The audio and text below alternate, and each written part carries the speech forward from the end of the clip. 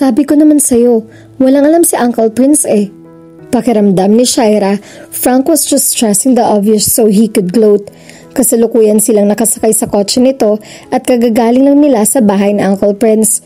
Siya nag-insist na puntahan si Uncle Prince kahit binalaan na siya ni Frank na walang alam ang may-ari ng bahay.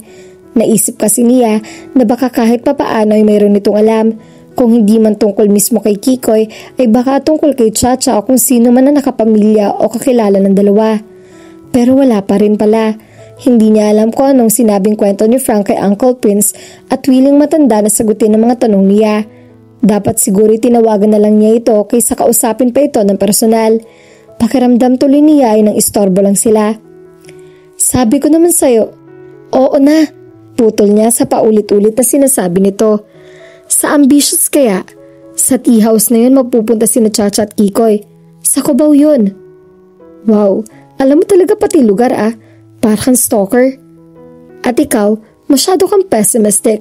Siguro wala tayong napapala dahil sa ganyang mindset mo. Sita niya rito. Wala tayong napapala dahil hindi naman talaga nag-e-exist si Kikoy. Pagrarason nito. Alam mo ba kung kailan sinulat yung letter? Baka naman patay na yung Kikoy niyan. Alam ko, February 14. Anong taon? Tanong ni Frank. The year that was... Ani niya para lang may maisagot dito. Maliban niya kung anong taon na sinulat iyon. Maybe within the last 5 years. Hindi pa kasi nag-fade ang ink at maayos pang papel. Parang nabasa naman ni Frank ang iniisip niya. See? Ang tagal nang hindi uso ng love letters na handwritten. Sa Facebook na lang nagliligawan ng mga tao ngayon. O kaya sa basement. Hindi na napigilang sabi niya. Tumawa si Frank. Yung sa basement. Next level na yon, hindi naligawan. Whatever. Wala siyang balak na ipa-elaborate pa rito kung anong next level na tinutukoy nito. Pagkatapos ng usapan nilang iyon, ay hindi na sila nag-usap ni Frank at noon naman sila naabutan ng traffic sa daan. Hindi niya alam kung anong iniisip nito. Ang sa kanya lang ay gusto na niyang makauwi at mag-isip ng mas maayos na game plan. Hindi pa siya handang tanggapin ang pagkatalo niya rito. Hindi pa pwede. Hindi pa siyang handang i-welcome back ang babae na umiiyak sa banyo at mas gusto niya kung anong siya ngayon. The one who was in the middle of the road within plans with a life. Nang tumagal-tagal pa ang traffic ay nagsimula ng bumusina ang ibang sasakyan. Sa gitna ng isang mahaba at nakakabinging mga pagbusina ay nagsalita si Frank. Bakit mo ba kasi gustong hanapin si Kikoy? Tanong nito sa kanya. Sa labas ng kanilang sasakyan ay patuloy pa rin sa pugak ng pagbusina ng mga sasakyan at may mga street vendor na lumalapit sa bawat sasakyan para magbenta ng mga paninda ng mga ito. Pero sa isip ni Shaira ay wala siya nakikita mga street vendor. She was only seeing her reasons running back and forth between logic and instinct. Iyong una ay sasabihin niya nakabaliwan lang lahat ng ginagawa niya paghahanap kay Kikoy at iyong pangalawa ay sinasabihan siya ng sige pa, sige lang. Nang may dumaan na nagtitinda ng basahan sa tapat niya, ay naibulalas na bigla ang totoong dahilan sa likod ng pagpapakahirap niya para mahanap niya si Kikoy. Nilingon niya si Frank. I want proof. Gusto kong maniwala na may mga lalaking tulad ni Kikoy na kaya magmahal ng ganong katindi. Gusto kong magtiwala uli sa pagmamahal. And Kikoy stood for everything ideal about love and devotion. Nasasaktan siya ng husto dahil mahal na mahal na si Chacha. Kung tutuusin nga ay nakakainggit siya. Uhay, tanong pa niya kay Frank. Dahil bago siya nasaktan ng ganoon katindi, ay nagmahal muna siya at minahal din niya ng ganoong katindi. Napansin niya parang dumilim ang mukha ni Frank pagkatapos niya magsalita. What's the point of loving somebody when he or she will just die? Mataman siyang nakatingin dito. The point? There is no point, Frank. Love is pointless. It's not supposed to make any sense, but people still want to fall in love. To get hurt? Tila nahihirapang sabi ni Frank. No, to find people like Kikoy. Salungat niya rito. You say his name like he's so perfect, but what if he turns out to be an asshole in real life, Shaira? What if he beats up women and kids just for kicks, or he smokes pot, or he's a complete fraud? Madidisappoint ka lang. Dapat ay huwag mo na siyang hanapin. Tila na mga oras na iyon ay tumigil sa pugak na pagbusina mga sasakyan at tumigil na ang lahat, parang alam ng mga iyon na may napaka-importante siyang sasabihin. I can't. 5 months ago, my ex proposed marriage to me. 4 months ago, I found out he was having sex with other wedding coordinator. I'm 29, Frank. Masyado na akong matanda para maloko pa. Pagod na rin ako at sawa na. Ayoko nang maniwala na may happy ending. Ayoko nang mag-expect. But Kikoy made me believe again. And I don't think he is violent, a drug dependent, or a fraud. Naniniwala ako na totoo siyang tao. Na totoong nagmamahal. Maybe you're right that he isn't perfect. But who cares? He could be an alien from another planet and I'd still want to meet him. Parang natilihan si Frank sa sinabi niya. Siguro hindi nito ina-expect na hindi lang tungkol sa pustahan nila ang motivation niya sa paghahanap kay Kikoy. Okay, maya-maya sabi nito. Kung gusto mo, bukas na bukas din pumunta tayo sa Cubao. Hanapin natin ang ambitions. Thanks, she said stiffly, but the corners of her eyes were moist. Hindi niya pinlanong outburst niyang iyon at basta na lang nangyari. It all poured out like the first rain shower after summer. All that she was holding back, all the crazy thoughts inside her head, and Frank seemed to dance under the rain. His arms were welcoming each drop like parched land.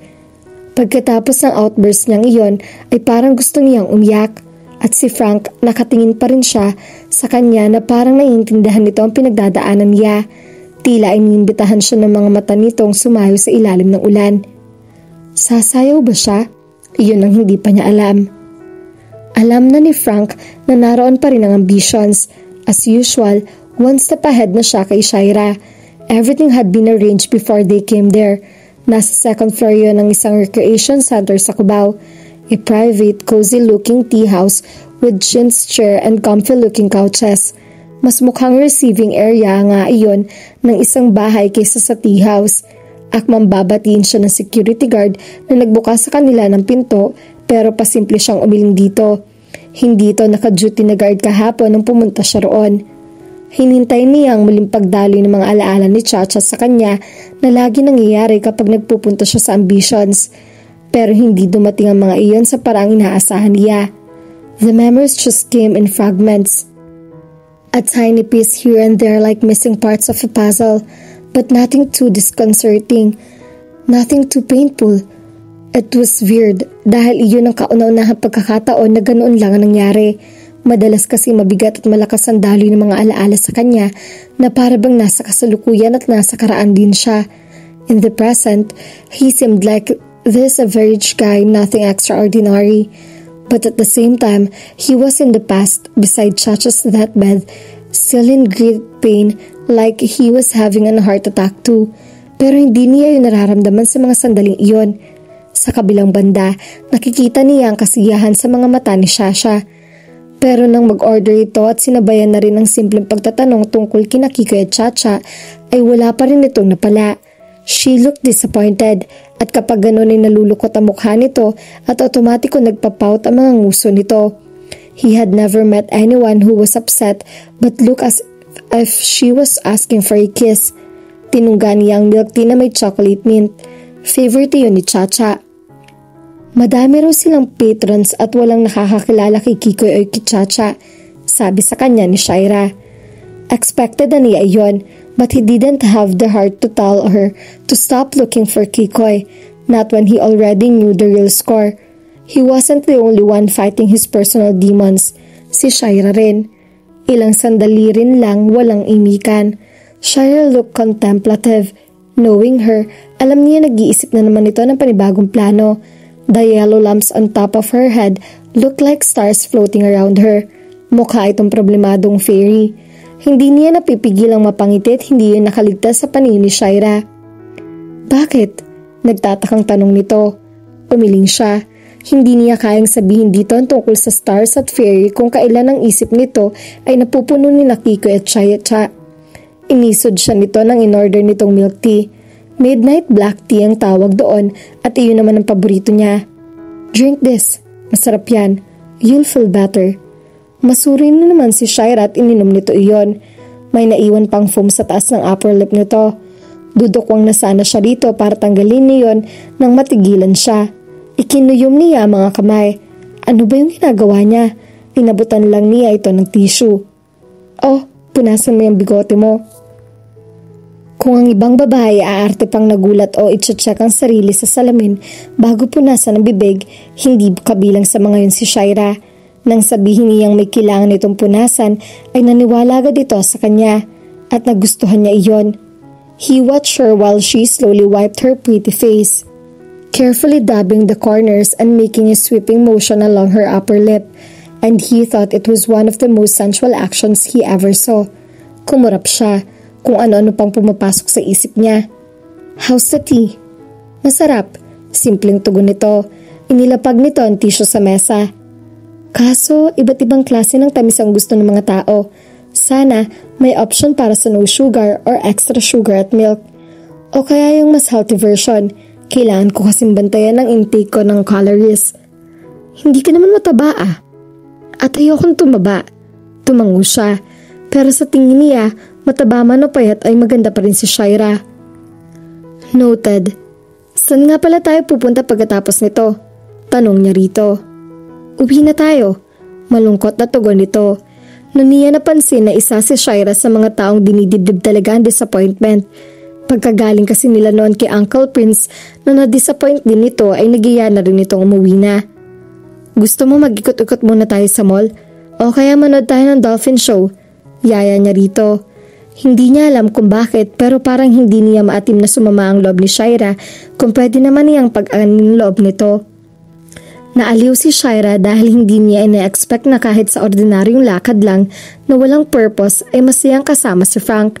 And it wasn't because he was extra nice or extra gentlemanly. Hindi ito ang tipo ng lalaki na magbubukas ng pinto para sa kanya. Minsan ngay nauna pa itong sumakay. Pero na magpunta sila sa mall ay hinayaan lang siya nito kahit marami siyang gustong pasukin na butik. Ni hindi man lang ito nainip. Nakikitingin pa nga ito sa ilang beses ni din Tom nagtanong sa sales lady kung ano ang presyo ng ganito at ganyan. O hanggang kailan ang sale promo ng butik. Kapag si Frank ang kasama niya ay hindi siya obligatong mag-retouch o mag-retouch o mayat may magwisik ng pabango. Hindi siya obligatong maging tipikal na babae dahil hindi rin ito umaaktang tipikal na lalaki. She can just be herself because he was being himself too. Nag-window shopping lang siya dahil naiwan niya ang credit card niya sa bahay. Wala naman kasi sa plano niya ang pagpunta nila sa mall. Pero nanghihinayang pa rin siya dahil may nakita siyang isang magandang silver leather bracelet. May nakasabit na charm, dotted with purple glass. Hindi siya mahilig sa accessory pero nagustuhan agad niya iyon. Nag-mental note pa siya sa kung anong jewelry store na iyon nakikita. Bago sila tuluyang lumabas ni Frank ay nilingon pa uli niya ang bracelet. Ang last stop nila bago sila umuwi ay isang 3D exhibit na ginaganap sa activity center ng isang mall na pinuntahan nila. Aliw na aliw roon si Frank na parang bata. Dali, mag-pose ka. Kukunan kita ng picture. Sabi nito nang matapat sila sa isang 3D printed section. Mga building iyon at mistula silang nakatayo sa isa sa mga rooftop. Marami rin nagpapapicture sa paligid nila. Ayoko nga, tanggi niya. Ang KJ mo, anin mo ang ganda mo kung nuknukan ka naman ng ka-KJ. Ano bang hobby mo? Magkulay ng coloring books? Sarkastikong sabi nito sa kanya. Napangiti siya. So, nagagandahan ka sa akin? Nang mga sandaling iyon ay napansin niyang tila nakangiti ang mga mata nito at parang may sinasabing hindi magpapaganda sa araw niya. Pero sa huli ay hindi ito nagsalita. Tumawa lang ito na ikinisamangot niya. Mabilis na nawala ang sayang nakita niya sa mga mata nito kanina. Para sa akin, kahit sinong babae na may asim pa ay maganda, sabi nito. Sa huli ay nanalo pa rin si Frank kung ano ng picture na kunan nila gamit ang kanilang cellphone. He reserved slightly napipilitan poses and his wacky ones. If the pictures could talk, it would tell her story. Not wanting to smile but still smiling. And his story. Ngiti pa, Shaira. Ngiti na ba yan? Bakit walang ngipin? Parang hindi ka naman natutuwa na may kasama kang pogi. Sa ating dalawa, parang ako lang nahihiya sa madla. Umiiling-iling na sabi niya pagkatapos ito mag-post ng nakakahiya sa isa sa mga 3D illusions doon. Amen. Pakli nito. Pang FB yun. Aanin ng 4,368 likes. She rolled her eyes. Pero wala naman siyang duda na baka ganun nga mangyari. Maya-maya ay iniwan siya nito para mag-CR. Nasa loob na uli sila ng kotse na nasa parking lot ng mall nang malaman niya na hindi na pala ito sa banyo nagpunta. Oh, sabi nito, mula sa kung saan may iniabot ito sa kanya na itim na pahabang kahita. Halos isang dangkal ang haba niyon. Kumunot ang noo niya nang abutin niyon mula rito. Ano to? Buksan mo kaya? Utos nito. Sinunod niya ito. Nakita niya mula sa loob ng kahon ng bracelet na tinitingnan niya sa kaninang jewelry store. Alam niya kung magkano ang presyo niyon, kaya hindi siya agad makareact. Ni hindi nga niya kayang bilhin ng iyon ng cash. Isinara niya ang kahon at inabot uli yun dito. Hindi ko matatanggap yan. Bakit? Bigay ko yan sa'yo. No strings attached. Hindi mo kailangang makipag one night stand sa akin o magpabuntis. Nakangiting-itinas pa nito ang kanang kamay. Promise. Alam naman niya iyon. Kaya hindi niya matanggap ang binibigay nito sa kanya ay dahil kung gumastos kasi ito ay parang lalaki ng kinikita nito pero hindi naman niya ito nakikita nagtatrabaho. Isa pa, bakit ba siya nito binibigyan ng bracelet ng ganun lang? Basta, ang mahal niyan, sabi niya. So, anong gusto mo? Yung inilulubog sa tubig sa Quiapo? Tanong nito at iniabot ang kahita sa binuksan niyon. Bago pa siya nakapagprotesta ay kinuha nito ang kaliwang kamay niya at isinuot doon ang bracelet. Bigay ko yan sa'yo. Ulit nito na para bang ipinaintindi sa kanya sa pangalawang pagkakataon na wala yung kapalit na ano. Matuwa ka na lang at mag-thank you, Shaira. Bakit? Nagtatakang tanong niya. Ramdam na ramdam niya ang kamay nito na bahagyang dumidikit sa kamay niya na habang sinusuot nito sa kanya ang bracelet. Parang may kakaibang init ang nanggagaling doon patungo sa katawan niya. Pakiramdam din niya ay tila ang tagal bago na ikabit ni Frank ang bracelet sa kamay niya. Nang sa wakas ay suot na niya iyon, hindi pa rin nito sinasagot ang tanong niya bagkus ay pinaandar na nito ang kotse. Pasipol-sipol pa ito ng kantang pamilyar sa kanya pero hindi niya maalala kung ano habang nagmamaneho ito. Bukod sa pagsipol nito ay tahimik lang sila buong biyahe. Pag-uwi nila sa bahay ay nagawa naman niya magpasalamat dito ng pautal bago siya pumasok sa loob ng bahay niya na tinanguan lang ni Frank. Isa sa mga araw na iyon ay pagkakaabalahan na niyang alamin kung anong source of income ni Frank para hindi na siya nagugulat sa mga paggastos nito. Paakyat na siya sa kanyang inuokupang kwarto nang maalala na niya ang kantang isinisipol ni Frank kanina. It Might Be You. Sumisipol pa rin si Frank nang bumaba siya sa basement pagka-uwi nila ni Shaira. The basement looked like a house within a house. Sa tabi ng toilet and bath sa sulok ay ang double bed. Katabi naman ng kama ang drawer at closet niya. Sa likod niyon ay ang munting kusina na may mangilan-ngilang kitchen utensils at isang 4-seater dining table.